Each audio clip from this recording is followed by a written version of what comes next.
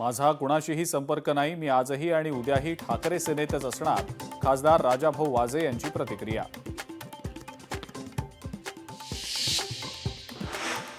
सिंधुदुर्गात ठाकरे सेनेची मालवण मत्स्य विभाग कार्यालयावर धडक. अनधिकृत मासेमारी आणि एलईडीद्वारे होणारी मासेमारी विरोधात काढला मोर्चा.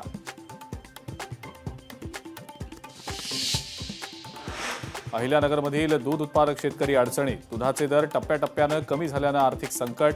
दुधाला 45 रुपये हमी भावाची शेतकऱ्यांची मागणी.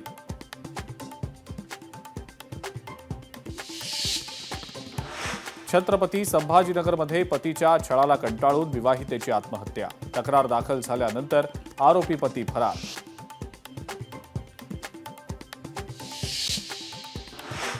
बीडच्या माजलगावात वांग्याचे दर कोसळल्यानं शेतकऱ्याचा संताप. वांग्याला केवळ 4 ते 5 रुपये प्रति किलो दर. 500 क्रेट वांगी शेतकऱ्यानं बांधावर फेकून दिली.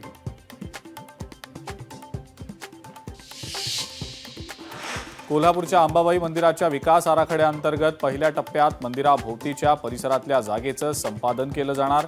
महिन्याभरात भूसंपादन अहवाल शासनाला सादर करणार.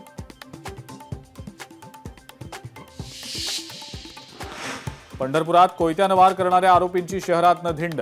9 आरोपींची पोलिसांनी काढली धिंड.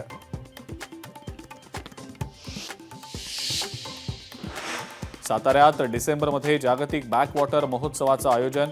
पर्यटन मंत्री शंभूराज देसाईंची घोषणा.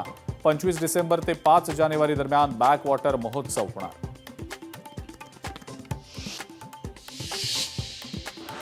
भंडारा जिल्हा भाजप प्रभारीपदी बंटी भांगडिया यांची नियुक्ती.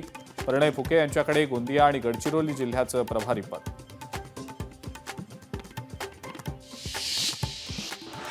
सोनं चांदीच्या दरामध्ये पुन्हा वाढ. सोन्याच्या दरात 1300 रुपयांची तर चांदीच्या दरात 5000 रुपयांची वाढ.